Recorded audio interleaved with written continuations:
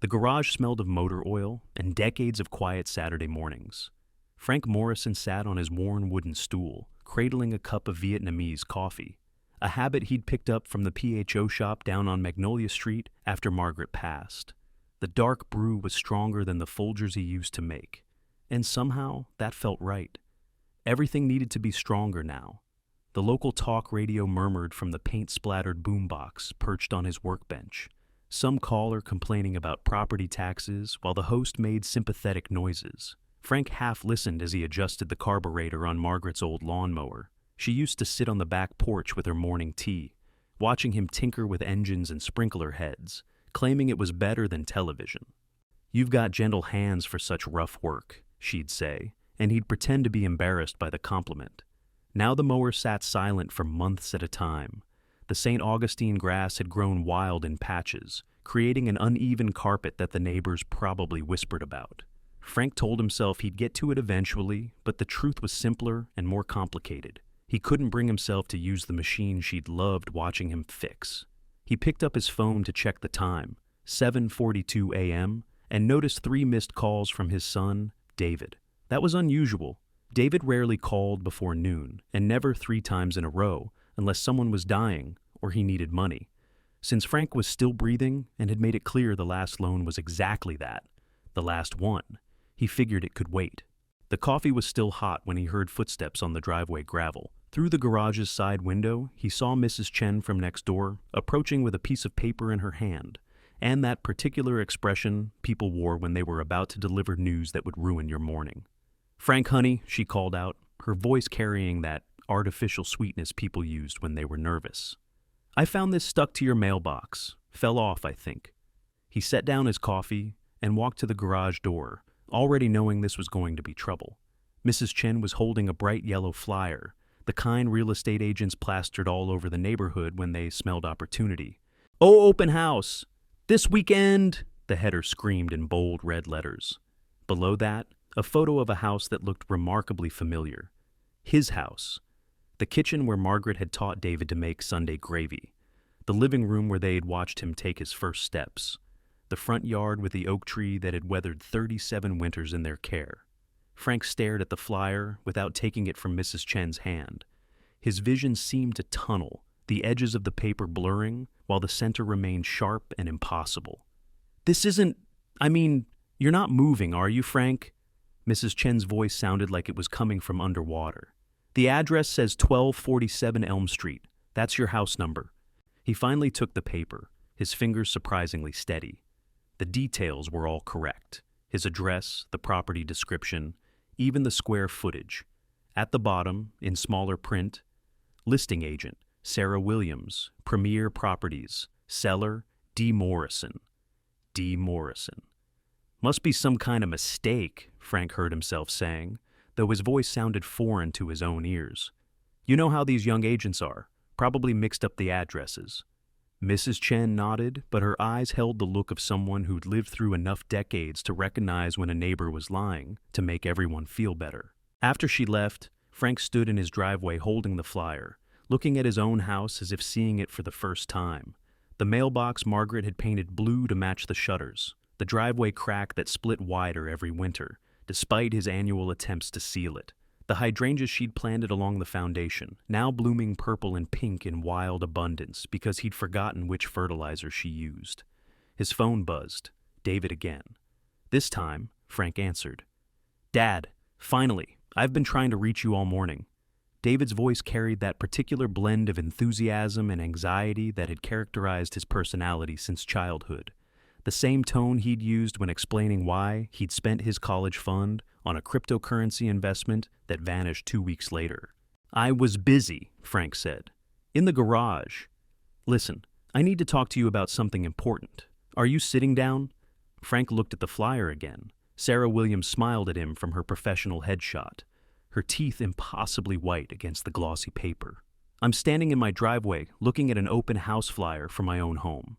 You want to explain that to me?" The silence on the other end stretched long enough for Frank to count 3 cars passing on Elm Street. Finally, David spoke, his voice smaller now. "Okay, so you found out. I was hoping to explain this better, in person maybe." Explain what, exactly? Dad, you're 73 years old. You're rattling around in that big house all by yourself, and it's not good for you.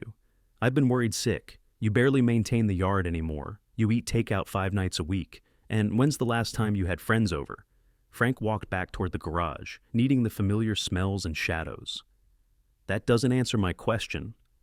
I found a beautiful place for you out at Lake Harmony. You remember the Sunset Village development? They have a unit available right on the water. You could fish every morning. There's a community center, people your own age. David.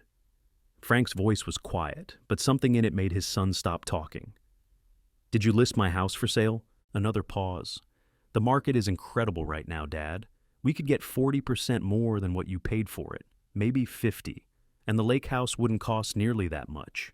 You'd have money left over, enough to live comfortably for the rest of your life without worrying about anything. Frank sat back down on his stool, the phone pressed to his ear. On the workbench, Margaret's mower waited patiently for him to finish adjusting the idle. He could see his reflection in the chrome handle she used to polish every spring. You didn't answer my question. I was trying to help. I know you, Dad. If I'd asked first, you would have said no without even considering it. You would have gotten all sentimental about the house and refused to see the practical side. The practical side. Yes, you're living in a 4-bedroom house with 20-year-old appliances and a roof that leaks every time it rains hard. The property taxes alone are eating you alive. This way, you could actually enjoy your retirement instead of being house poor. Frank closed his eyes and tried to remember the last time it had rained hard enough for the roof to leak. 3 years ago, maybe 4. He'd patched it himself with materials from Home Depot, and it had held fine ever since. How did you list the house, David? What do you mean? I mean, how did you sign papers to sell a house you don't own? The silence stretched again, longer this time.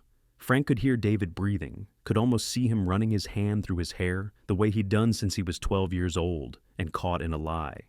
Remember when you had that gallbladder surgery last year?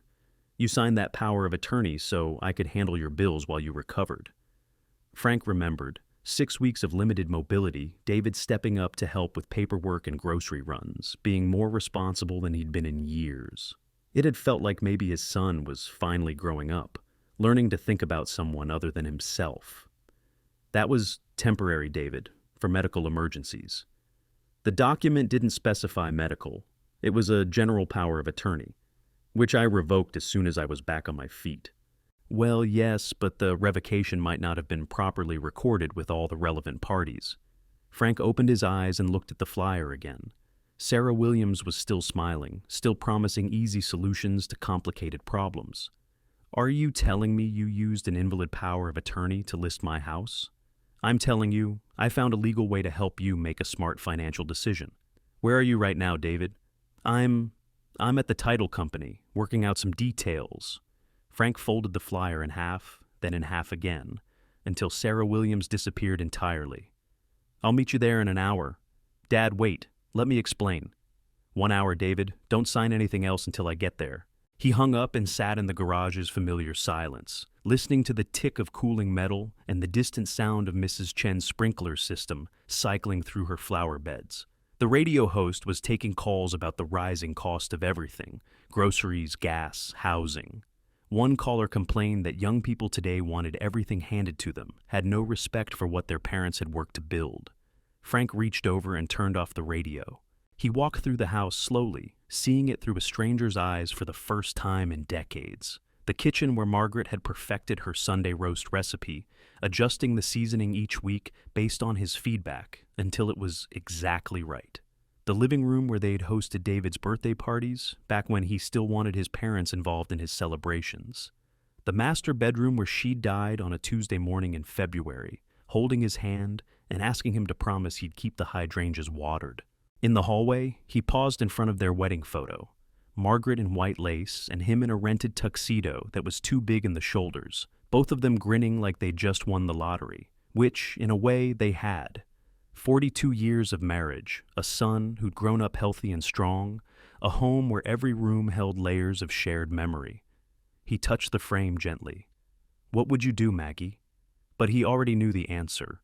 Margaret had never been one to let anyone, even family, push her around when it mattered. She'd been gentle about it, diplomatic, but absolutely firm when someone crossed a line that shouldn't be crossed. Frank went to his bedroom and opened the safe where he kept their important documents: birth certificates, marriage license, Margaret's death certificate, the deed to the house.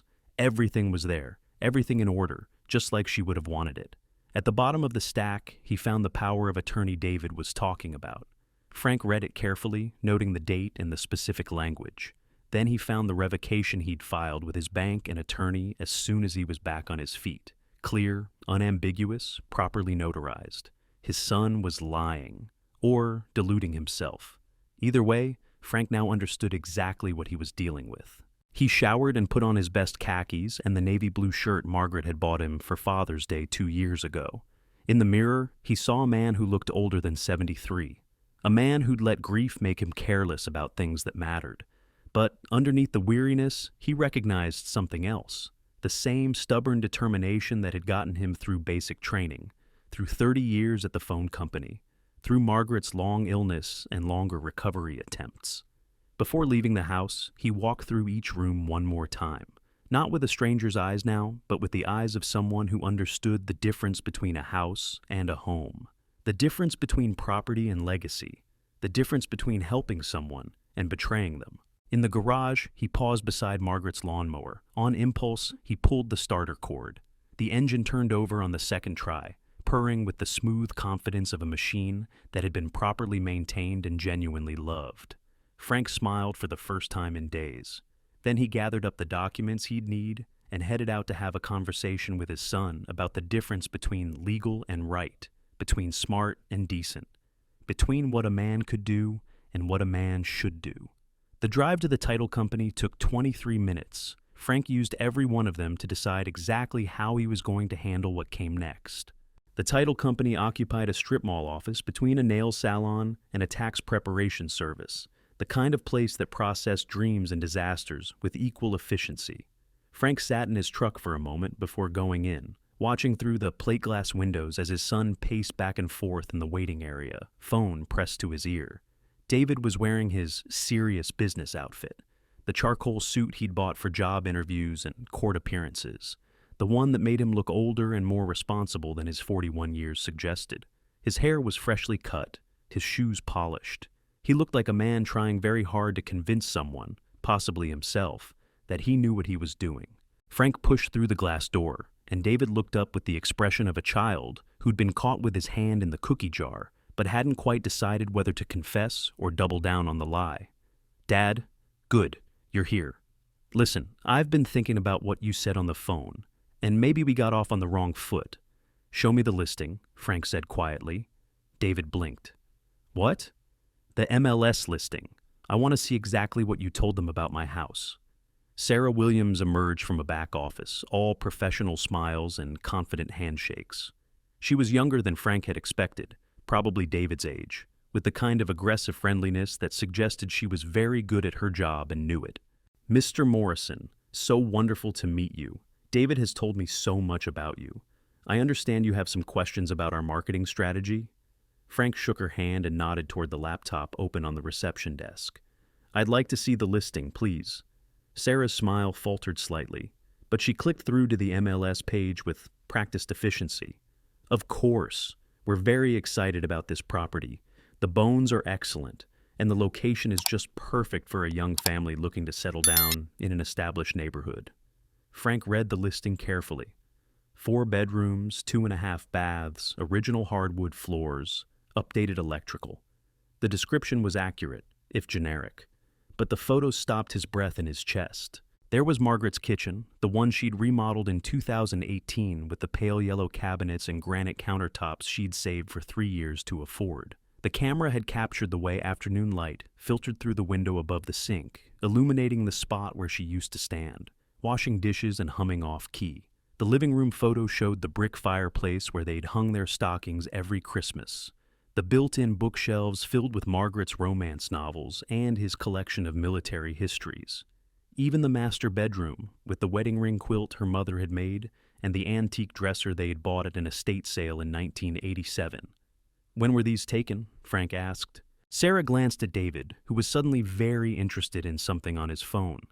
"Last Tuesday morning. David let us in to do the photography. Beautiful natural light in that house. Last Tuesday. Frank had been at his weekly appointment with Dr. Patterson, the cardiologist who'd been monitoring his blood pressure since Margaret's funeral. David had a spare key for emergencies, had offered to check on the house while Frank was out. And the listing went live when? Wednesday evening. We already have 3 showings scheduled for this weekend, and 2 more for early next week. The market is absolutely on fire right now. Frank nodded slowly, still scrolling through photos of his own life presented as a commodity. David, could we speak privately for a moment? They walked outside to the parking lot, past a young couple loading boxes into a U-Haul truck, probably first-time buyers, excited about their new beginning. Frank waited until they were out of earshot before turning to face his son. Explain to me exactly how you think this is going to work. David loosened his tie and ran his hand through his hair. The gesture was so familiar, so deeply associated with Frank's memories of parent-teacher conferences and late-night conversations about grades and girlfriends and dreams that hadn't quite worked out the way they'd planned. Okay, look, I know this seems sudden, but I've been thinking about this for months. Ever since Mom died, you've been different, isolated. You barely leave the house except for doctor's appointments and grocery runs. You're not taking care of yourself. That's not an answer to my question. The power of attorney is revoked, and you know it. I have the paperwork in my truck if you'd like to refresh your memory. David's face flushed. Fine, maybe the POA situation is complicated, but Dad, you're not thinking clearly about this. You're holding on to that house like it's some kind of shrine to Mom, and it's not healthy. She's gone. The house is just a house.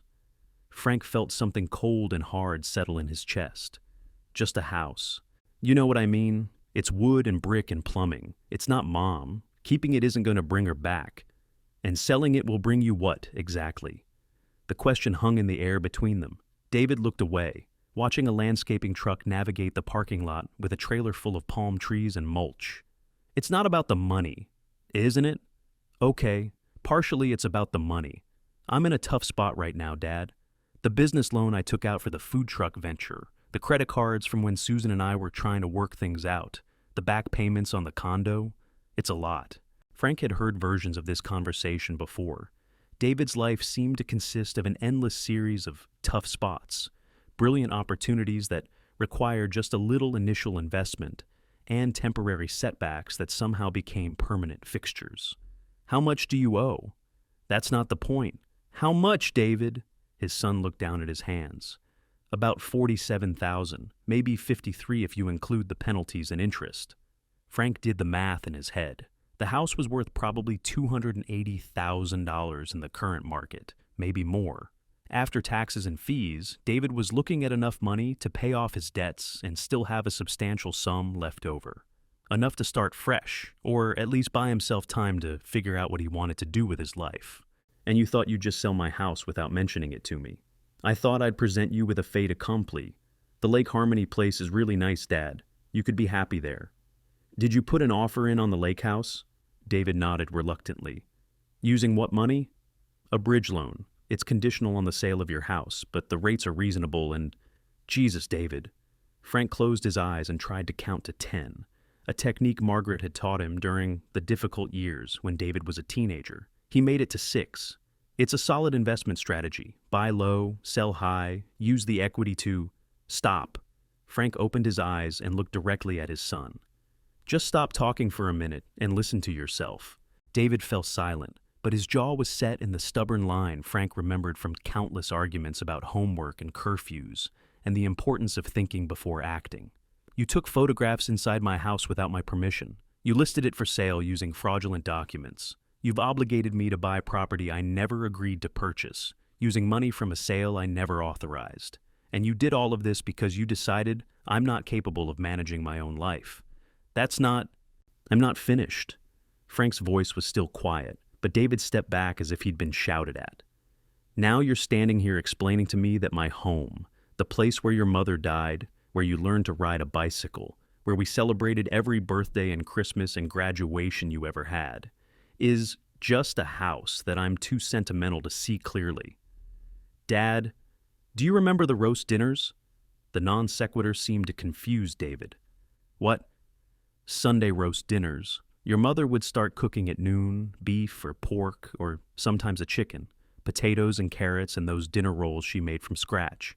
You'd help her set the table with the good china, and we'd eat together and talk about the week ahead. Of course I remember. Do you remember what she always said when we finished eating? David was quiet for a long moment. When he spoke, his voice was softer. She'd say, "A family that shares a table shares a heart." That's right. And do you know why she said that? Because she was sentimental about food? Frank shook his head. Because she understood something you seem to have forgotten. Home isn't just a place where you sleep and store your belongings. It's where you learn what it means to belong to something larger than yourself. It's where you practice being the person you want to become. They stood in the parking lot, father and son, while the late morning sun beat down on their heads and the world went about its business around them. Frank could see the exact moment when David's defensive anger shifted into something more complicated. Shame, maybe, or the dawning recognition of what he'd actually done. "I was trying to help." "No, you weren't. You were trying to solve your own problems using my assets. There's a difference." David's phone buzzed, and he glanced at it automatically.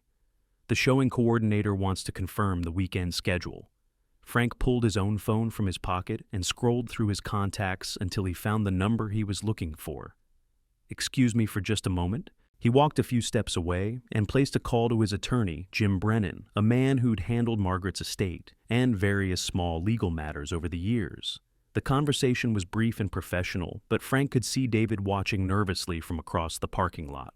When he returned, David was leaning against his car with the defeated posture of someone who'd just realized how badly he'd miscalculated. "I called Jim Brennan," Frank said. "He's going to file a LS pendens on the property first thing Monday morning." "A what?"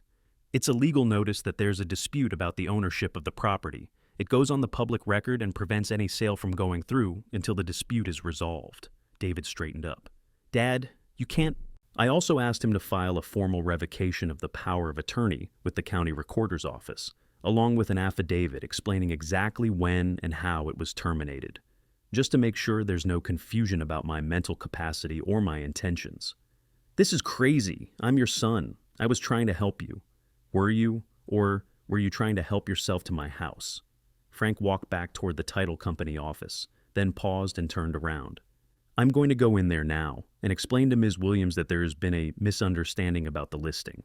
I'm going to ask her to remove it from the MLS immediately, and I'm going to make sure she understands that any future showings need to be canceled. The couple from Denver is flying in specifically to see the house. Then they're going to be disappointed." "Dad, please, can we at least talk about this? Maybe there's a middle ground here." Frank looked at his son, really looked at him, and saw a man who'd never quite learned the difference between wanting something and deserving it, between needing help and taking what didn't belong to him. "The middle ground, David, was asking me what I wanted before you decided what was best for me. You chose not to do that. Now we're going to do this the hard way." He walked back into the title company office, leaving David standing alone in the parking lot with his phone in his hand and the first real understanding of what he'd set in motion.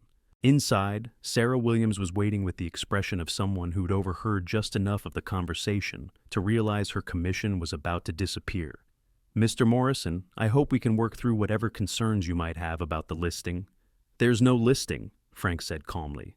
"There never was a valid listing. My son doesn't have the authority to sell my house, and any documents suggesting otherwise are fraudulent." Sarah's professional smile vanished entirely. "I'm going to need to make some phone calls." "You do that. And when you're finished making phone calls, I'd appreciate it if you'd pull the listing and cancel any scheduled showings. I don't want strangers walking through my home based on a lie." Frank left the title company office and drove home slowly, taking the long way through neighborhoods where other families were living their Saturday morning lives. Children playing in yards while their parents worked in gardens, couples loading camping gear into SUVs, teenagers washing cars in driveways. Normal families doing normal things, none of them dealing with sons who thought love meant making decisions for people without bothering to ask what they actually wanted.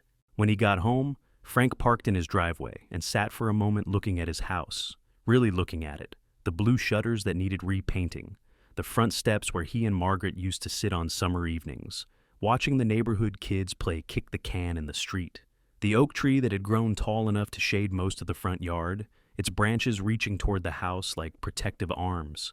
It wasn't just a house. It was 43 years of shared life, of small daily choices that had accumulated into something valuable and irreplaceable. It was proof that he and Margaret had built something together that would outlast both of them. David was wrong about a lot of things, but he was especially wrong about that. Frank got out of his truck and walked to the mailbox, where he found 3 more real estate flyers from competing agents, all promising to get him top dollar for his property. He threw them away without reading them, then went inside to call his attorney back and start the process of making sure his son never had the chance to make this kind of helpful decision again. Jim Brennan's law office occupied the second floor of a converted Victorian house on Main Street, the kind of place where the floorboards creaked with authority, and the coffee was always exactly 1 hour too old. Frank climbed the narrow stairs Monday morning, carrying a manila folder, thick with documents and a determination that had crystallized over the weekend like ice forming on a pond. Jim stood up from behind a desk that had probably witnessed half the property disputes in the county over the past 30 years. I have to say, when you called Saturday, I thought maybe you were being a little paranoid, but after reviewing the paperwork you faxed over, he shook his head. Your son's gotten himself into some serious legal trouble. Frank settled into the client chair, a leather relic that had molded itself to the shape of decades of worried homeowners and disputed heirs. What exactly are we looking at? Jim opened a file folder and spread several documents across his desk, like a poker player revealing a winning hand. Fraudulent use of a revoked power of attorney, unauthorized listing of property he doesn't own, potentially filing false documents with the title company. The DA could probably make a case for elder financial abuse if they wanted to. I don't want David arrested, Frank said quickly. I want him stopped. Good, because prosecution would be messy and public, and frankly, it wouldn't get your house off the market any faster. Jim picked up a document Frank recognized as the Ellis pendants he'd mentioned on Saturday. This, however, will stop everything dead in its tracks. Frank read the legal language carefully. It was dense and formal, but the essence was simple. Notice to the world that Frank Morrison was disputing any claims to the property at 1247 Elm Street, and that no sale could proceed until the dispute was resolved. How long does this tie things up? As long as we need it to. Could be weeks, could be months. Depends on how quickly David comes to his senses and withdraws the listing voluntarily. Jim leaned back in his chair. But Frank, I have to ask, is there any chance he actually believed he was acting in your best interests? Frank thought about that question as he watched a cardinal land on the oak tree outside Jim's window. Maybe. David's always been good at convincing himself that what he wants and what's right happen to be the same thing. The road to hell and good intentions. Something like that. Jim gathered the papers into a neat stack. I'll file the Ellis pendants this afternoon. I'm also going to send a formal notice to the title company and the listing agent, making it clear that any further attempts to show or sell the property will be considered trespassing. What about the couple who put in an offer? What couple? Frank felt a cold stone drop into his stomach. David mentioned buyers from Denver. Jim frowned and reached for his phone. Let me call Sarah Williams. The conversation was brief and largely one-sided, Jim asking questions and taking notes while his expression grew increasingly grim. When he hung up, he looked at Frank with the expression of a doctor about to deliver bad news. There's no couple from Denver, but there is a purchase agreement signed yesterday afternoon. Cash offer, $10,000 over asking price, close in 2 weeks. Who? She wouldn't say. Confidential until the sale closes, apparently. Jim drummed his fingers on the desk. Frank, I think your son may be in deeper trouble than either of us realized. They spent the next hour developing what Jim called a defensive strategy, a series of legal maneuvers designed to throw so much uncertainty around the property's ownership that no legitimate buyer would touch it. The LS pendants was just the beginning. I'm going to recommend we also file an affidavit of identity, Jim explained, stating clearly that you are the sole owner of the property and that any documents suggesting otherwise are fraudulent. Plus, a formal revocation of the power of attorney that goes to every bank, title company, and government office in the county. Will that be enough? It should be.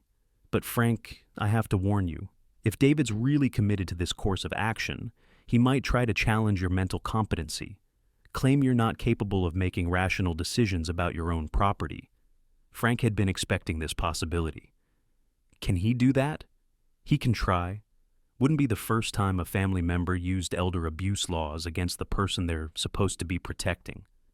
Jim's voice carried the weariness of someone who'd seen too many families destroy themselves over money and property. That's why I want to be very careful about how we document everything. Paper trail shows you're thinking clearly, acting reasonably, protecting your own interests. Frank left the law office with a stack of documents to sign and a growing understanding of just how far David was willing to go. The drive home took him past the elementary school, where David had played Little League, past the high school where he'd graduated with mediocre grades and big dreams, past the community college where he'd started and dropped out of 3 different programs before finally giving up on formal education altogether. At each familiar landmark, Frank found himself remembering a different version of his son, the 8-year-old who'd cried when his hamster died, the 16-year-old who'd worked all summer to buy his first car, the 25-year-old who'd called every week just to check on his parents. Somewhere along the way, that boy had become a man who thought love meant making decisions for other people without their consent.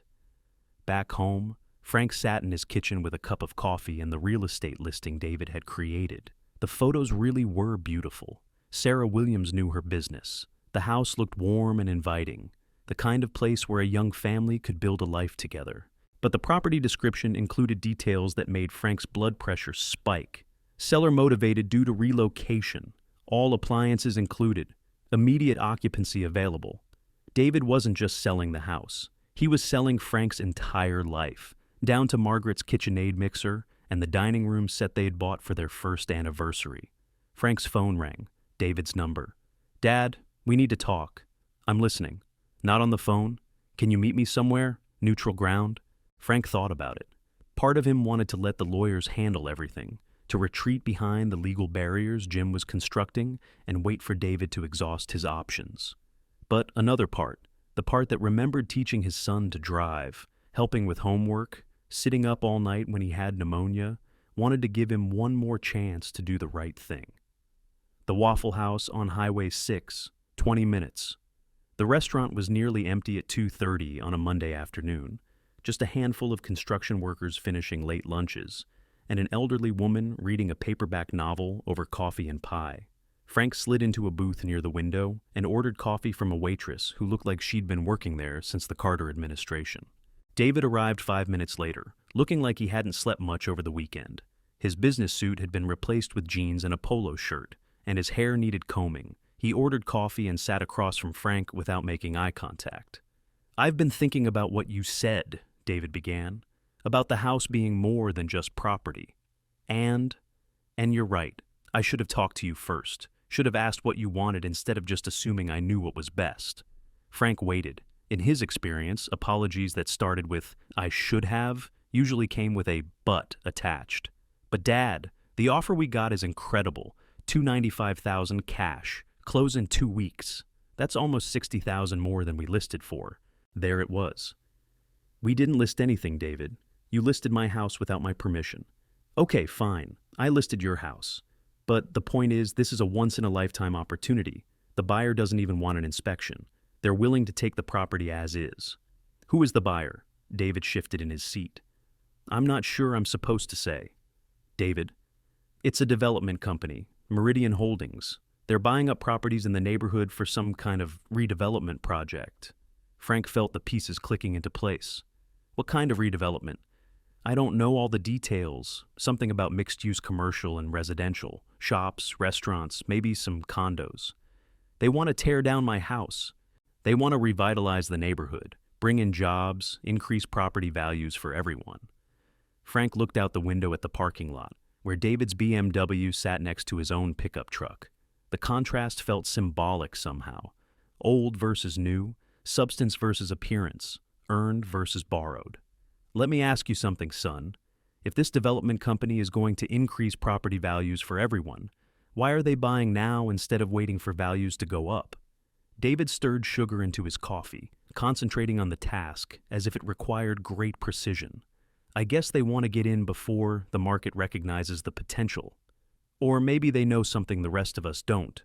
Like what? Like maybe this development isn't going to benefit the existing homeowners as much as you think it is. Frank pulled out his phone and did a quick internet search for Meridian Holdings. What he found was interesting.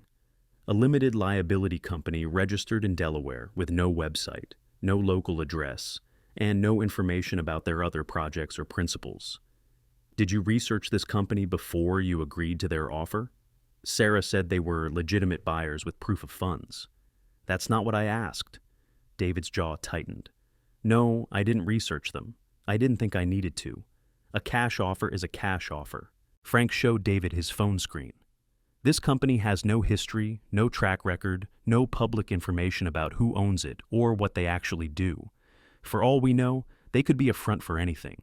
You're being paranoid. Am I, or am I being careful with the biggest asset I own? The waitress refilled their coffee cups and left them alone with the kind of silence that felt heavy with unspoken accusations. Frank watched his son struggle with the possibility that his brilliant financial opportunity might not be as brilliant as he'd thought. Even if you're right about the development company, David said finally, that doesn't change the fact that you're rattling around in a house that's too big for you, too expensive to maintain, and full of memories that are keeping you stuck in the past. Is that really what you think? That I'm stuck in the past? Aren't you? Frank considered the question seriously. Was he stuck? Was his refusal to sell the house really about grief and nostalgia, or was it about something more fundamental? Your mother and I bought that house when you were 3 years old, he said. We picked that neighborhood because of the schools, the sidewalks, the way people looked out for each other's kids. We planted trees knowing we'd never see them fully grown. We fixed things that needed fixing and improved things that were good enough because we were planning to stay. And you did stay. For 40 years. We built a life there, David. Not just a place to sleep and store our belongings, but a real life. Neighbors who know our names, a mailman who asks about your mother's garden, a community where we belong to something larger than ourselves. But Mom's gone now. Yes, she is. But I'm not. David leaned back in his seat, looking genuinely confused. So what are you saying? You want to live in that house forever? I'm saying I want to decide for myself what happens to it, not have that decision made for me by someone who thinks he knows better. Frank pulled out the lice pendants Jim had filed that afternoon. This is a legal notice that prevents any sale of my property until the ownership dispute is resolved. David read the document, his face growing pale. Dad, you can't do this. I've already committed to the sale. If it falls through, the buyer could sue me for breach of contract. Then you should have thought about that before you signed a contract to sell property you don't own. This is crazy. You're going to destroy my credit, maybe even get me arrested just because you're too stubborn to admit that selling the house makes sense. Frank stood up and left money on the table for the coffee. I'm not trying to destroy anything, David. I'm trying to protect what's mine. There's a difference. Dad, wait. When you're ready to have a conversation about what I want instead of what you think I should want, call me. Until then, any communication goes through my attorney. Frank walked out of the restaurant and drove home through neighborhoods where other families were living their Monday afternoon lives. Children getting off school buses, parents arriving home from work. Normal people making normal decisions about their own lives without interference from family members who thought they knew better. At home, he found a message on his answering machine from Adult Protective Services, asking him to call back regarding a report of possible financial exploitation. Frank stared at the machine for a long moment, then called Jim Brennan. Someone reported you? Jim sounded genuinely surprised. Who would... He paused. Oh, your son? Apparently. Frank, this is serious. APS has to investigate every report, and if they determine you're being financially exploited, they can freeze your assets pending a competency hearing. Frank sat down hard in Margaret's kitchen chair, the one that faced the window where she used to watch him work in the garage. Can they do that? If they believe you're in immediate danger, yes. But Frank, the good news is that you've done everything right. You've hired an attorney, you're taking steps to protect your property. You're clearly thinking rationally about your situation. That's not the profile of someone who's being exploited. What happens next? They'll probably want to interview you, maybe inspect your living conditions, review your finances, standard stuff. Just be honest, be yourself. and let them see that you're making informed decisions about your own life. After hanging up, Frank sat in his kitchen as the afternoon light faded to evening, thinking about the conversation he'd just had with his son. David genuinely seemed to believe he was helping, seemed convinced that Frank's attachment to the house was unhealthy and irrational. Maybe it was irrational. Maybe holding on to a house where every room held memories of a woman who would never come home was just an expensive way to avoid moving forward with his life. But as Frank looked around the kitchen where Margaret had taught him to make her Sunday gravy, where they'd shared 43 years of ordinary breakfasts and extraordinary conversations, he realized that David had missed the most important point. It wasn't about the past. It was about the right to choose his own future, even if that future looked different from what other people thought it should look like. Frank made himself a simple dinner and ate it at the kitchen table while he planned his next move. If David wanted to play legal games, Frank would show him what a man with nothing to lose and everything to protect could accomplish when he put his mind to it. The Adult Protective Services investigator arrived Tuesday morning in an unmarked sedan that fooled no one. Frank watched from his living room window as Linda Martinez, a woman in her 50s with the patient demeanor of someone who'd seen every variation of family dysfunction, walked up his front steps carrying a clipboard and the kind of expression that suggested she'd rather be anywhere else. Frank opened the door before she could knock. "Mr. Morrison, I'm Linda Martinez from APS. I believe you're expecting me?" "Coffee's fresh," Frank said, stepping aside to let her in. "Hope you don't mind the kitchen. It's where I do most of my living these days."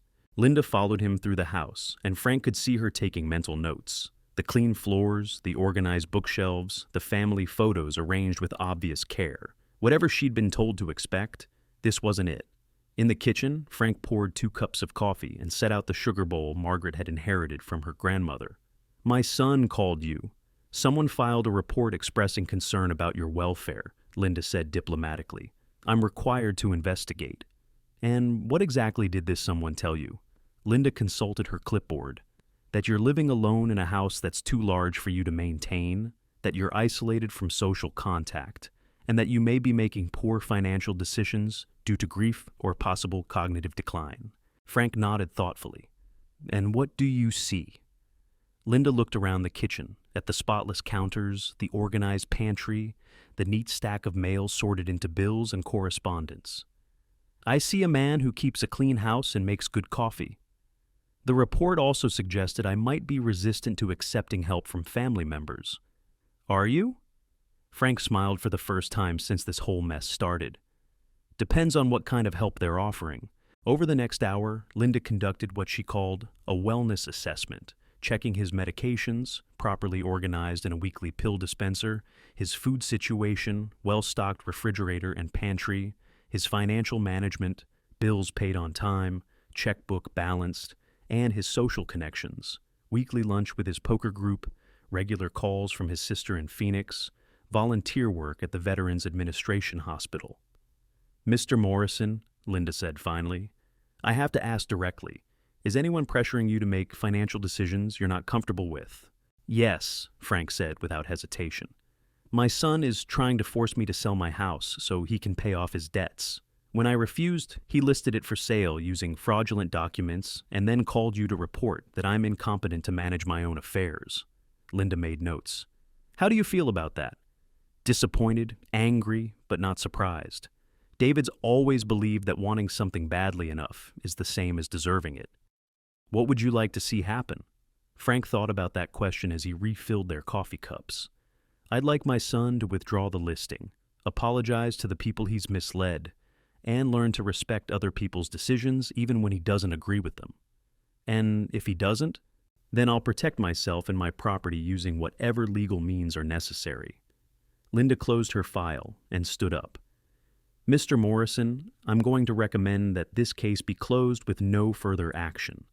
You're clearly competent to make your own decisions, you're living safely and independently, and there's no evidence of exploitation or abuse. What about my son's report?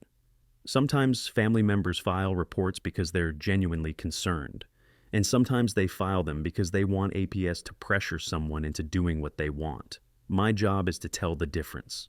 After Linda left, Frank called Jim Brennan to report the outcome, then sat on his front porch with a second cup of coffee and thought about strategy. The Ellis pendants had stopped the immediate sale, but David wasn't going to give up easily. The cash offer from Meridian Holdings was too tempting, and his debts too pressing. Frank's phone rang, an unfamiliar number. "Mr. Morrison, this is Carol Henderson. My husband Mike and I were supposed to look at your house this weekend." Frank frowned. "I'm sorry, but there's been a misunderstanding. My house isn't for sale." "That's what we heard, but we were hoping we could talk to you anyway. We drove down from Asheville specifically to see your neighborhood, and honestly, it's exactly what we've been looking for. I'm afraid... Could we just meet for a few minutes, maybe at that coffee shop on Main Street? We promise we're not going to pressure you about anything. We just have some questions about the area." Against his better judgment, Frank agreed to meet them. Carol and Mike Henderson turned out to be a couple in their early 30s, both teachers looking for a place to start a family, away from the chaos of the city. They were earnest and polite, the kind of people Margaret would have invited to dinner within 5 minutes of meeting them.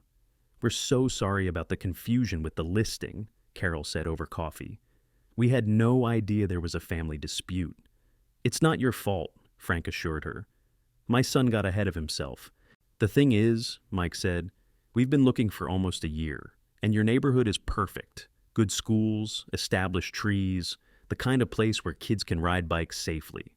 Frank found himself telling them about the neighborhood, which families had children, where the best trick-or-treating was on Halloween, how the community came together during ice storms and power outages. As he talked, he realized how much he'd missed having young people around, how quiet the street had become as his generation aged and their children moved away. "Mr. Morrison," Carol said hesitantly, "I know this is presumptuous, but if you ever do decide to sell, would you consider giving us first option? We promise we'd take care of the house, maintain the garden, be the kind of neighbors you'd want." Frank looked at this young couple, at their hope and their obvious sincerity, and felt something shift in his chest. Not regret exactly, but a recognition that the house he was fighting to keep would outlast him, would eventually belong to someone else regardless of his wishes. "I'll keep that in mind," he said finally. That afternoon, Frank drove to the county recorder's office to review the documents David had filed. What he found there made his blood run cold. Not just the fraudulent power of attorney, but a quitclaim deed transferring the property from Frank Morrison to David Morrison for nominal consideration and natural love and affection. The deed was dated 3 weeks ago, but hadn't been properly notarized or witnessed. It sat in the public records like a time bomb, waiting for someone to discover and validate it. Frank photographed every page, then drove directly to Jim Brennan's office. "This is bad," Jim said after reviewing the photos.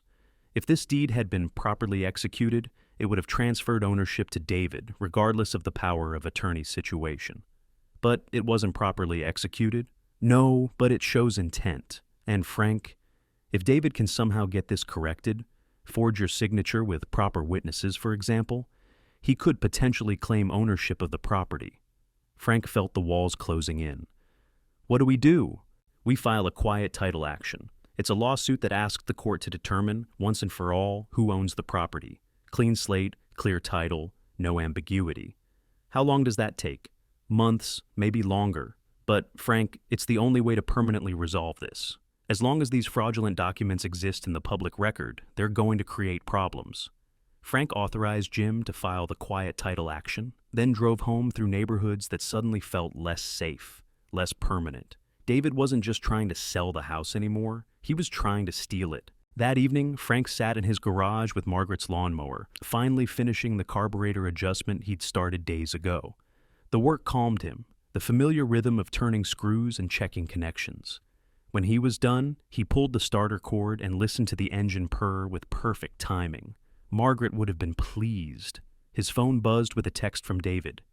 "Dad, we need to end this. The buyer is getting impatient and I'm running out of time with the bridge loan. Can we please find a compromise?" Frank typed back, "Withdraw the listing. File a deed transferring any claimed interest back to me. Apologize to the Hendersons for wasting their time. Then we can talk about compromise." David's response came immediately. "You're being unreasonable. I'm trying to help both of us."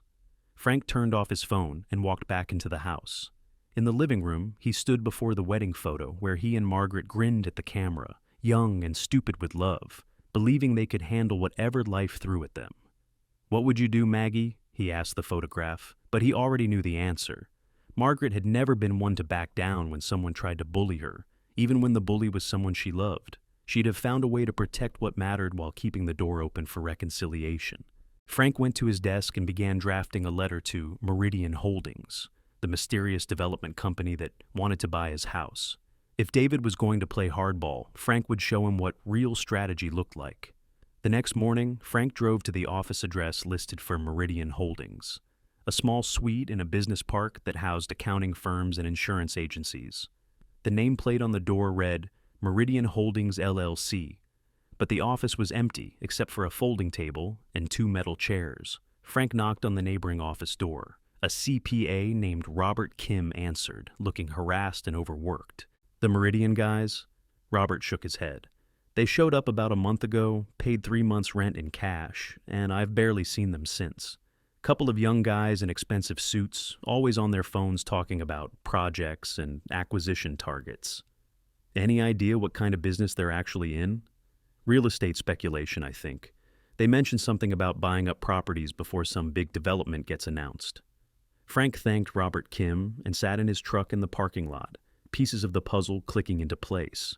Meridian Holdings wasn't a development company. They were speculators betting on inside information about future development, buying properties cheap before the market realized their potential value, which meant David wasn't just selling the family house. He was getting swindled while he did it. Frank drove home and called Carol Henderson. "Mrs. Henderson, it's Frank Morrison. I have a proposition for you." 2 hours later, Carol and Mike Henderson sat in Frank's living room while he explained the situation: David's financial troubles, the fraudulent listing, the mysterious development company, and the legal battle that was just beginning. "Here's what I'm thinking," Frank said. "I file a temporary restraining order preventing any sale of the property while the quiet title action is pending. That gives us time to investigate this Meridian Holdings company and find out what they really know about future development in the neighborhood." "How does that help us?" Mike asked. "Because if there really is development coming, you deserve to know about it before you buy a house that might be torn down in 5 years. And if there isn't, then Meridian Holdings is just a scam operation trying to buy properties under false pretenses." Carol leaned forward. "What do you need from us?" "I need you to stay interested in the property, put pressure on the listing agent, ask questions about the timeline, maybe even file a complaint with the real estate commission about the questionable circumstances surrounding the listing." "You want us to help you fight your own son?" Frank considered that question carefully. "I want to protect all of us from making decisions based on lies and manipulation. If David really believes selling the house is the right thing to do, then he should be willing to do it honestly, with full disclosure and my informed consent. And if the development is real, then we'll deal with that when we know what we're actually facing." Mike and Carol exchanged a look, the kind of silent communication that comes from years of partnership and shared decision-making. "Okay," Carol said finally, "we're in." That evening, Frank called his sister Rachel in Phoenix and told her the whole story. Rachel had never liked David much. Too selfish, she'd always said. Too willing to take shortcuts when things got difficult. "Frankie," she said, using the childhood nickname only she was allowed to use. "You want my honest opinion?" "Always." "You're handling this exactly right. David needs to learn that actions have consequences, and that other people's lives aren't his to manage. I keep wondering if I'm being too hard on him." "Are you kidding? He tried to steal your house and have you declared incompetent when you fought back.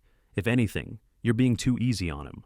Frank hung up, feeling more confident in his strategy, but also sadder than he'd been since Margaret's funeral. Fighting with David felt like losing another piece of his family, another connection to the life he'd built over 73 years. But as he looked around the house, at the kitchen where Margaret had perfected her Sunday roast, at the living room where they'd celebrated David's graduation, at the garage where he'd taught his son to change oil and check tire pressure, Frank knew he was fighting for something more important than property or money. He was fighting for the right to choose how his own story would end. The letter arrived on a Thursday morning, mixed in with the usual collection of bills and grocery store circulars.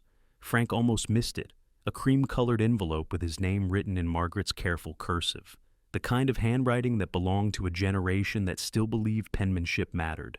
He found it tucked inside a book of Margaret's recipes, wrapped in tissue paper that smelled faintly of her lavender sachets. The letter was dated 6 months before she died, during one of her good periods when the cancer seemed to be retreating, and they could almost pretend everything was normal. My dearest Frank, if you're reading this, it means I've gone ahead to whatever comes next, and you're probably sitting in our kitchen feeling lost and angry and maybe a little sorry for yourself. Stop that. You have work to do. I've been thinking about David lately, about the man he's becoming versus the boy we raised. Remember when he was 7 and broke Mrs. Patterson's window with his baseball? He wanted to lie about it, blame it on the neighborhood kids, but we made him march over there and confess. He cried the whole way, but afterwards he said he felt better for telling the truth. Somewhere along the way, we stopped making him march over there. We stopped insisting he feel better for telling the truth. Maybe we got tired, or maybe we thought love meant protecting him from consequences. Either way, we failed him. Our house isn't just wood and brick and memories, Frank. It's where David learned to ride a bicycle and make Christmas cookies and say his prayers before bed. It's where he learned that family means showing up for each other, that home is where you practice being the person you want to become. Don't let him forget those lessons, even if it hurts, especially if it hurts. All my love, Maggie P.S. The recipe for Sunday roast is in the blue notebook. You always said it was too complicated, but it's not. You just have to be patient and let things cook in their own time. Frank read the letter 3 times, then sat at the kitchen table and cried for the first time since the funeral. Not the careful, controlled grief he'd been carrying for 18 months, but the raw, ugly sobs of a man who just realized he'd been fighting the wrong battle. He wasn't trying to keep David from selling the house. He was trying to keep David from becoming the kind of man who would steal from his own father and call it love. That afternoon, Frank drove to the office of Patricia Wolfe, the estate planning attorney Jim Brennan had recommended. Patricia specialized in what she called complex family dynamics, the kind of situations where love and money and good intentions collided in ways that destroyed relationships and undermined the very legacies people were trying to protect. "Tell me about your son," Patricia said, after Frank had explained the situation. "He's 41 years old. He's never held a job for more than 2 years, and he thinks every financial crisis can be solved by finding the right opportunity or the right person to bail him out. And before this house situation, how was your relationship?" Frank thought about it. Polite, distant. He'd call every few weeks, visit on holidays, remember my birthday. But we haven't had a real conversation in years. "Do you think he loves you?" "I think he loves the idea of me. The father who will always be there to catch him when he falls, who'll never ask too many questions about where the money goes or why he needs it." Patricia made notes on a legal pad. "What do you want to happen here, Mr. Morrison? Long term, I mean." "I want David to grow up. I want him to learn that other people's lives aren't his to manage, that love doesn't give you the right to make decisions for people without their consent." "And if he doesn't learn that?" Frank was quiet for a long moment. "Then I want to make sure he can't keep hurting people who trust him." Over the next 2 hours, Patricia helped Frank design what she called a therapeutic estate plan, a structure that would protect his assets while creating incentives for David to address his underlying problems. The centerpiece was an irrevocable trust that would own the house, with Frank retaining a life estate that gave him the right to live there until he died. Upon his death, the house would either pass to a scholarship fund in Margaret's name or to a performance-based sub-trust for David, depending on whether he met certain conditions. "What kind of conditions?" Frank asked. "That's up to you, but typically we might require completion of financial counseling, payment of existing debts, demonstration of stable employment, maybe some community service." "What if he never meets the conditions?" "Then the house goes to the scholarship fund, and David gets nothing." Frank thought about Margaret's letter, about the 7-year-old boy who'd cried while confessing to breaking a window, but felt better afterwards for telling the truth. Can we include a requirement that he make amends to the people he's hurt in this situation? The Hendersons, the listing agent, anyone else who got caught up in his lies? Absolutely. Public apology, financial restitution where appropriate, whatever you think is fair. And if he contests the trust? Patricia smiled grimly. Then he automatically forfeits any claim to the property, and it goes directly to the scholarship fund. No appeals, no second chances. Frank authorized Patricia to begin drafting the trust documents, then drove to the high school where he and Margaret had attended David's graduation 23 years ago. The building looked smaller than he remembered, but the trophy case in the main hallway still displayed photographs of students who'd received the academic achievement awards Margaret had helped sponsor. Frank found the principal, a woman named Susan Reeves, who'd started as a math teacher when David was a student. "Mr. Morrison, how wonderful to see you. I was so sorry to hear about Margaret's passing. She was such a supporter of our students." "That's actually why I'm here," Frank said. "I'd like to establish a scholarship fund in her memory." They spent an hour discussing the details: academic criteria, financial need requirements, the application process.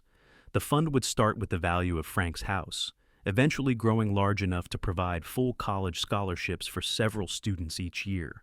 Students like Margaret herself had been, Susan said, kids from working families who understood that education was a privilege to be earned, not a right to be assumed. Exactly. On the drive home, Frank called Jim Brennan to update him on the estate planning strategy.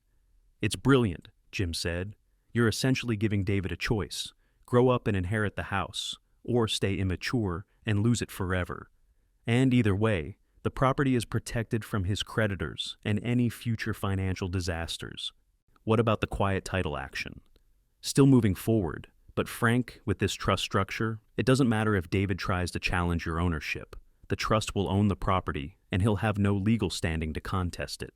That evening, Frank made Margaret Sunday roast for the first time since she died, following her recipe exactly: the careful seasoning, the proper temperature, the patience to let everything cook in its own time. The house filled with the smell of rosemary and thyme, garlic and red wine, the familiar comfort of a meal made with love. While the roast cooked, Frank called Carol Henderson. "Mrs. Henderson, it's Frank Morrison. I have an update on the house situation." He explained the trust structure, the performance requirements for David, the scholarship fund that would benefit if David chose not to meet the conditions. "What does this mean for us?" Carol asked. "It means the house won't be sold to Meridian Holdings or anyone else without my explicit consent. It means if David wants to inherit the property eventually, he's going to have to earn it by becoming the kind of man who deserves it. And if we still want to buy it someday, then we'll have that conversation when the time comes.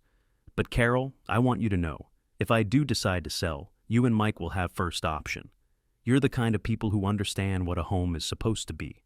After dinner, Frank sat in his living room with Margaret's letter and thought about the choices ahead. He could keep fighting David directly, using lawyers and legal maneuvers to protect his property. Or he could do what Margaret would have done: create a situation where David had to choose between his worst impulses and his better angels. The trust would force that choice. David could continue down his current path, lying, manipulating, treating other people's lives as resources to be exploited, and lose everything. Or he could do the hard work of becoming a man worthy of the inheritance his parents had built. Either way, Frank would have done his job as a father. His phone rang. David's number. "Dad, I need to see you, tonight. It's important." There was something different in David's voice. Not the usual mixture of charm and anxiety, but something that sounded almost like desperation. "Where?" "The house. Can I come over?" "I'll be here."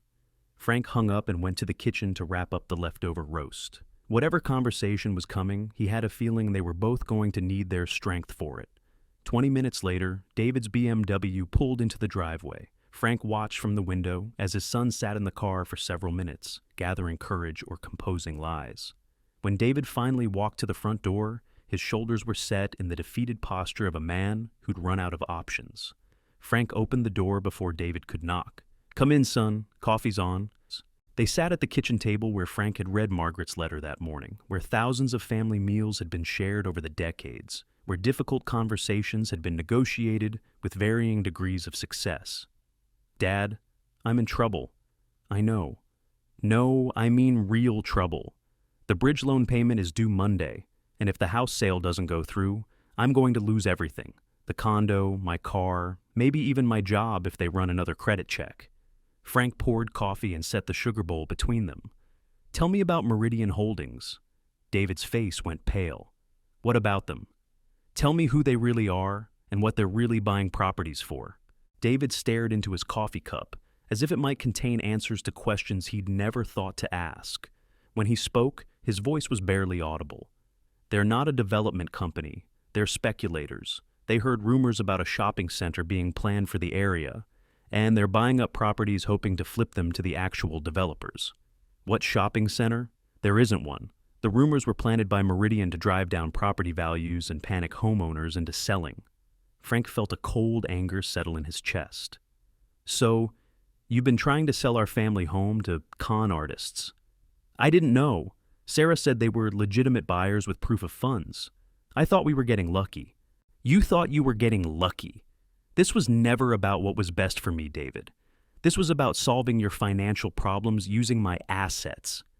David looked up from his coffee, and Frank saw tears in his eyes, the first genuine emotion he'd shown since this whole mess started.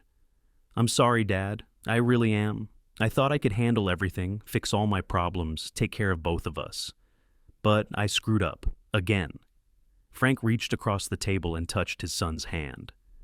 "David, do you remember when you were 7 and broke Mrs. Patterson's window? You made me go apologize and offer to pay for it with my allowance money. Do you remember how you felt afterwards?" David nodded slowly. "Better, scared, but better. That's what we're going to do now. You're going to apologize to everyone you've hurt, starting with the Hendersons. You're going to withdraw the listing and tell Meridian Holdings the deal is off.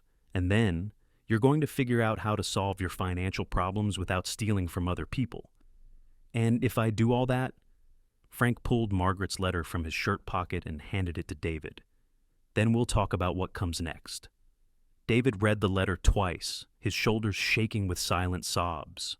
When he finished, he looked at his father with the expression of a man who just realized how far he'd fallen. "She always believed I could be better than I was." "She still does," Frank said quietly. "And so do I. But believing isn't enough anymore, son. It's time to prove it." The escrow office on Friday morning felt like a courtroom where all the defendants had shown up voluntarily. Frank arrived first, carrying a leather briefcase that had belonged to his father and a manila folder thick with legal documents. Sarah Williams was already there, looking like someone who'd spent the night reconsidering her career choices. David came in 10 minutes later with the Hendersons, an unlikely alliance that spoke to just how thoroughly the situation had spiraled beyond anyone's control. "Before we begin," Frank said, settling into his chair at the conference table, "I want everyone to understand that this isn't about punishment. It's about truth, accountability, and finding a way forward that doesn't destroy the people we care about."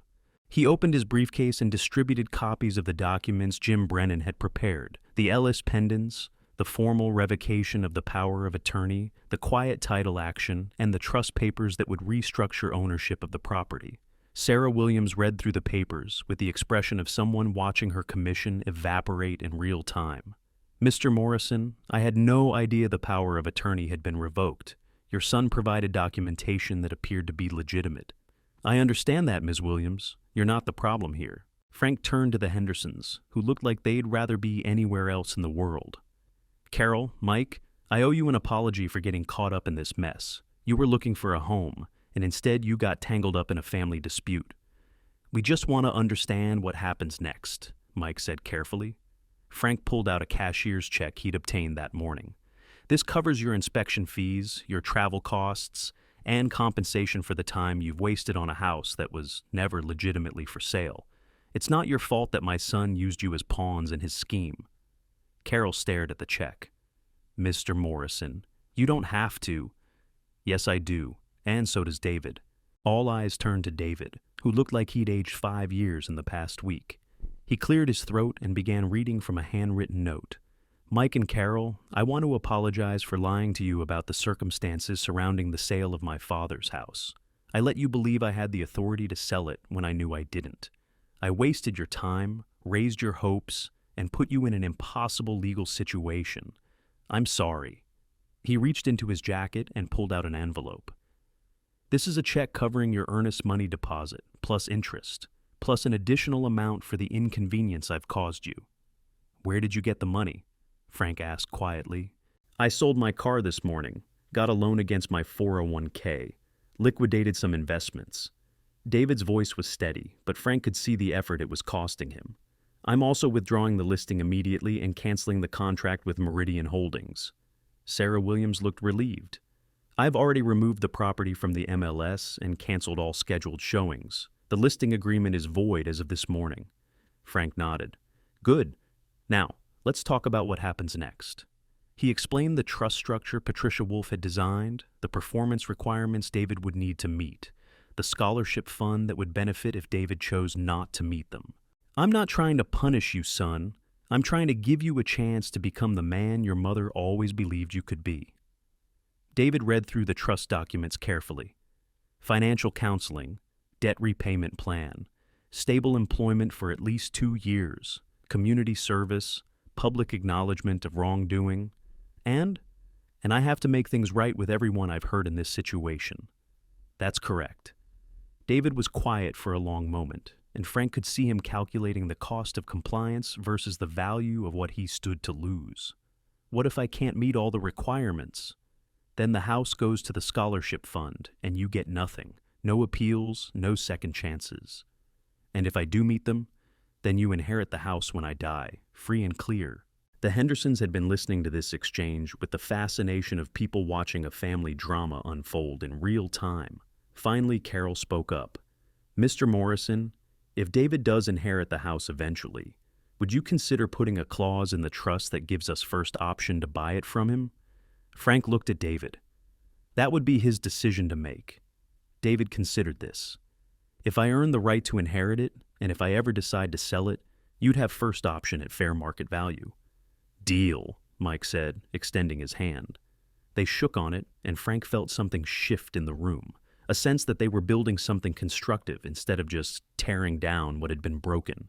There's one more thing, Frank said. He pulled out another set of documents. David, I'm offering you a choice. You can contest this trust structure, hire lawyers, try to fight me in court. If you do that, you automatically forfeit any claim to the property, and it goes directly to the scholarship fund. Or you can sign these papers acknowledging the trust structure and agreeing to the performance requirements. Show me you're ready to do the work of becoming a man worthy of the inheritance your mother and I built. David stared at the papers for a long time. Around the table, everyone waited in silence while he wrestled with a decision that would define the rest of his relationship with his father. Finally, David picked up a pen. Where do I sign? The signing took 20 minutes, with Sarah Williams serving as a notary and witness. When it was finished, Frank felt a mixture of relief and sadness. Relief that the immediate crisis was over. Sadness that it had taken a legal document to get his son to commit to basic decency.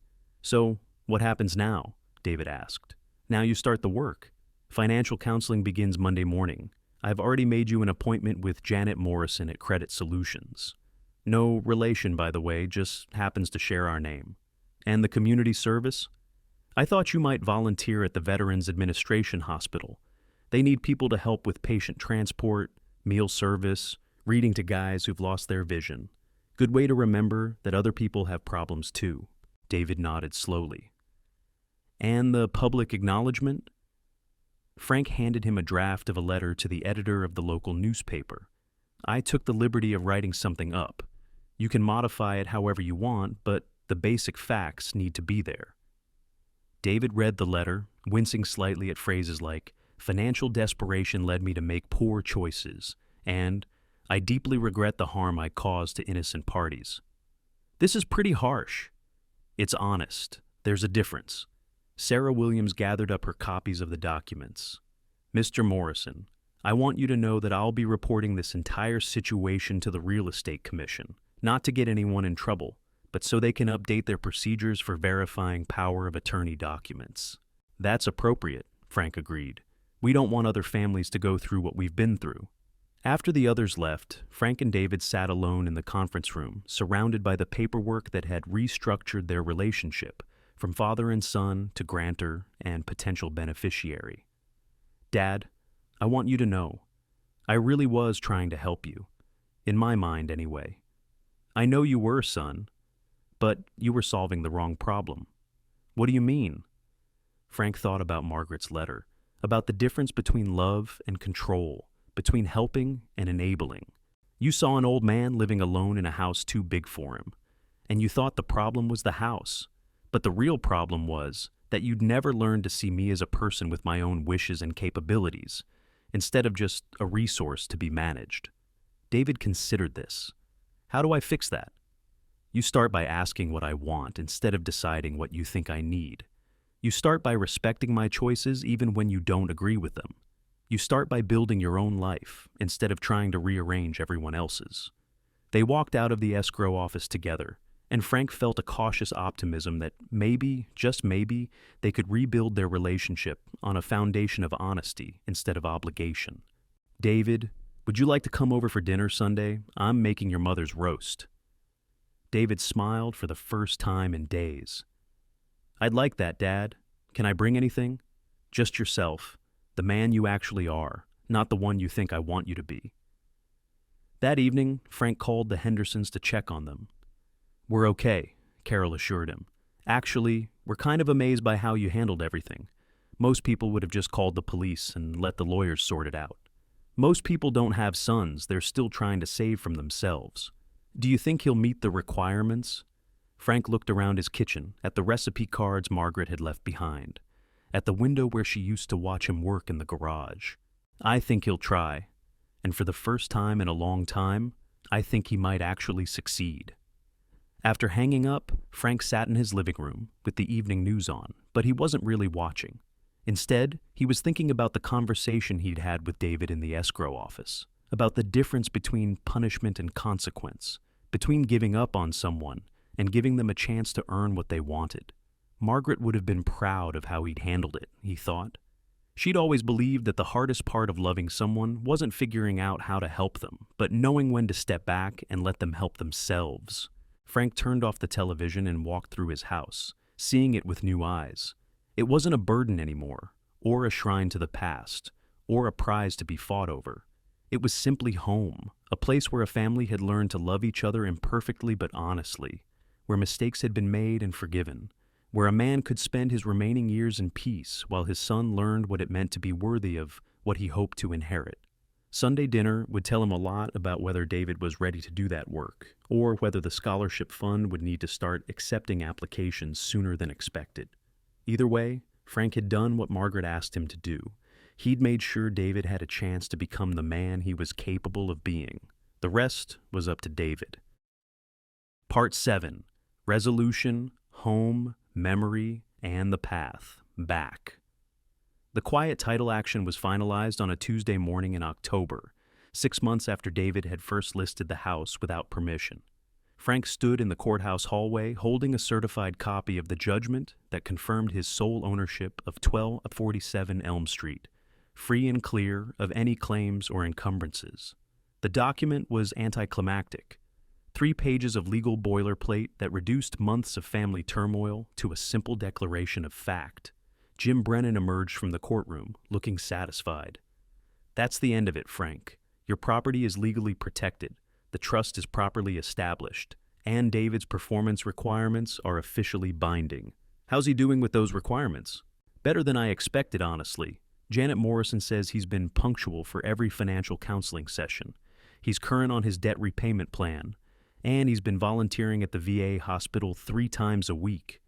Frank nodded. David had been steadily checking off the boxes on his rehabilitation list. Not with enthusiasm exactly, but with the determined consistency of a man who understood that his future depended on proving he could finish what he started. And the letter to the editor? Published last week. Thoughtful, honest, no excuses or blame shifting. Several people called the paper to say they appreciated his candor. Frank had read the letter David ultimately submitted. A revised version of the draft that was more personal and less legal than what Frank had originally written. David had talked about the pressure of financial problems, the temptation to take shortcuts when things got difficult, and the painful realization that good intentions didn't justify betraying someone's trust. I made choices that hurt people I care about, David had written, including my father, who deserved better from the son he raised to know right from wrong. I'm working to make amends and to become the kind of person who doesn't repeat these mistakes. The letter had generated more response than Frank expected. Other adult children reaching out to share their own stories of financial desperation and family conflict, older adults expressing gratitude that someone was talking honestly about the complex dynamics of aging and independence. That afternoon, Frank drove to the high school where the Margaret Morrison Memorial Scholarship Fund was being officially announced. The ceremony was simple, a small gathering in the library where Margaret had volunteered for 15 years, helping students with research projects and college applications. Principal Susan Reeves introduced Frank to the first scholarship recipient, a senior named Maria Santos, whose parents had immigrated from Honduras when she was 5. Maria planned to study engineering at the State University, the first person in her family to attend college. Mrs. Morrison helped me with my applications, Maria told Frank. She stayed after school every day for 2 weeks, helping me write my essays and practice for interviews. She said engineering needed more people who understood what it was like to build something from nothing. Frank shook Maria's hand and thought about Margaret sitting at this same library table, patiently explaining the college application process to students whose parents had never navigated the system themselves. The scholarship would continue that work, ensuring that Margaret's belief in the transformative power of education would outlast both of them.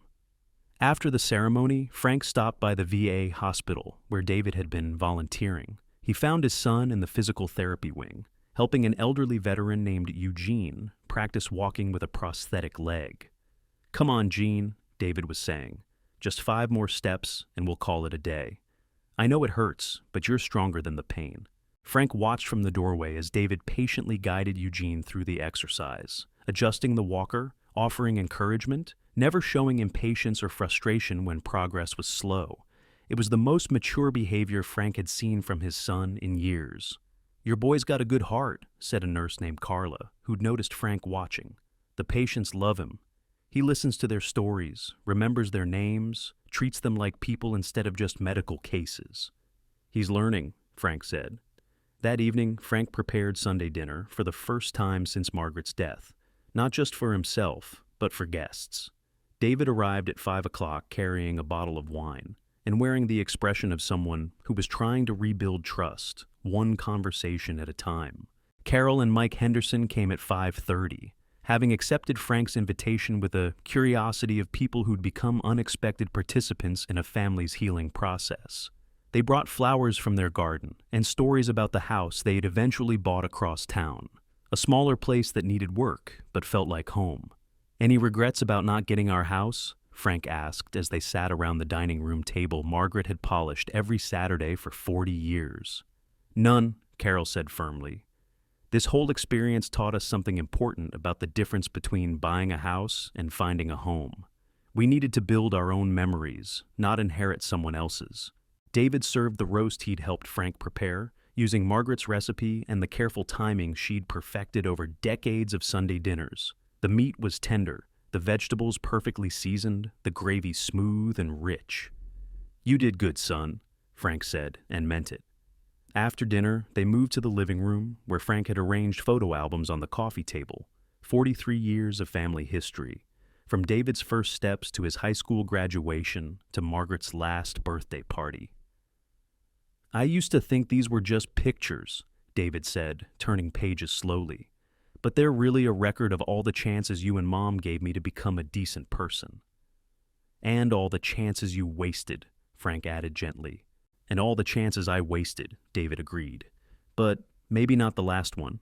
Mike Henderson was studying a photo of the house from 1982, when the oak tree in the front yard was just a sapling and David was learning to ride a bicycle on the sidewalk. "It's amazing how a place can hold so much history," Mike said. "All the ordinary moments that add up to a life." "That's what I tried to explain to you in the beginning," Frank told David. "This house isn't valuable because of what it might sell for. It's valuable because of what happened here." After the Hendersons left, Frank and David cleaned the kitchen together, falling into the rhythm they had developed during David's teenage years when he'd been responsible for dishes after Sunday dinner. "Dad, can I ask you something?" "Of course." "If I meet all the requirements in the trust, the counseling, the community service, all of it, will you ever really trust me again?" Frank dried a plate carefully, thinking about the question. "David, trust isn't something you earn once and keep forever. It's something you build every day through small choices and consistent behavior. So the answer is no? The answer is that trust is like this house. It's not about one big gesture. It's about showing up every day and doing the work of maintaining something valuable. David nodded slowly. I think I understand.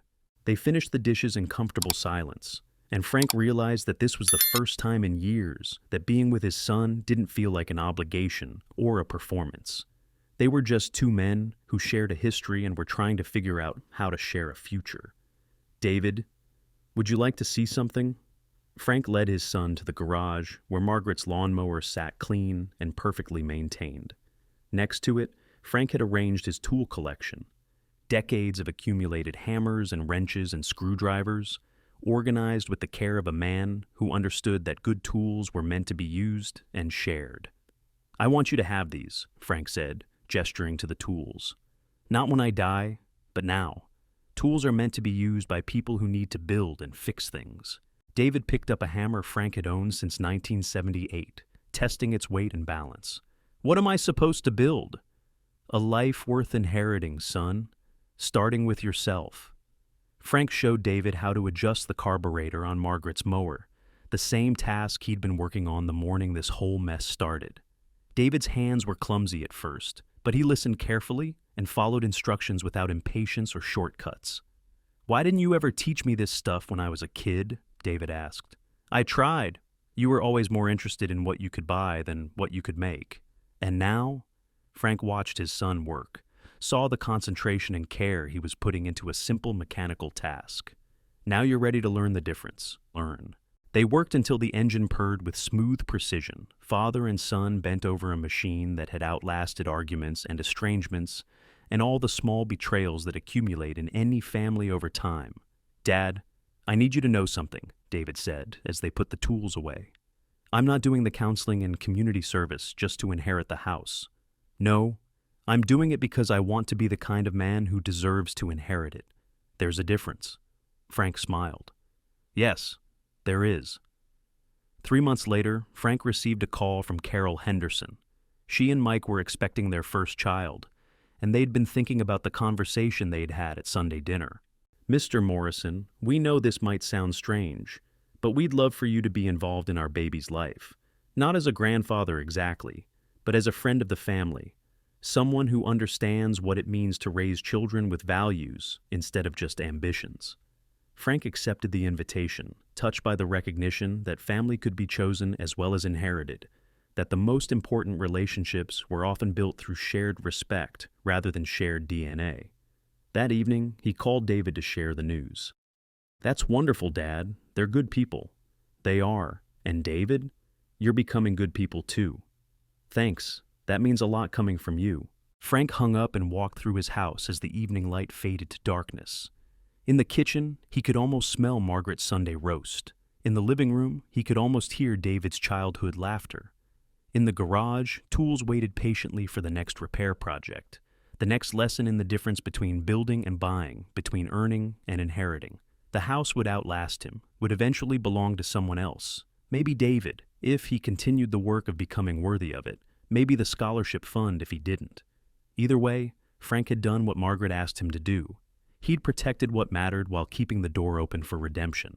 He'd given David one last chance to learn the lessons that had somehow been missed the first time around. That love doesn't give you the right to control other people's lives. That helping someone sometimes means letting them face the consequences of their choices. That the most valuable inheritance isn't money or property, but the knowledge of how to live with integrity.